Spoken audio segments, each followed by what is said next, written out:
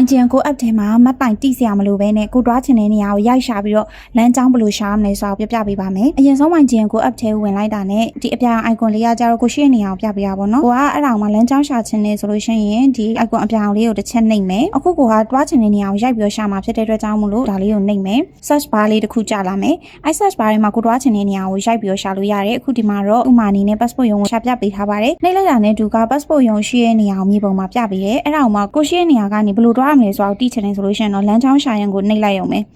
အဲ့ဆိုလို့ရှိရင်တော့ကိုဘေးနာလေးကမှတ်တိုင်တွေအားလုံးကိုပြပေးရဲအဲ့ထဲမှာအဆင်ပြေတဲ့မှတ်တိုင်ကိုရွေးလို့ရတယ်မှတ်တိုင်တစ်ခုရွေးလိုက်ပြီဆိုတာနဲ့ဒီကားနံပါတ်တွေကြာလာမယ်ပေါ့နော်ရွှေရောင်ပေါင်ပါတာလေးတွေကကြတော့ဓာတ်ရိုက်ရောက်တယ်ရွှေရောင်ပေါင်မပါတာတွေကြတော့တစ်ဆင့်ပြောင်းစီဖို့လိုတယ်ကားနံပါတ်တွေအလိုက်လမ်းကြောင်းတွေကိုလည်းတစ်ခါတည်းရှင်းကြည့်လို့ရတယ်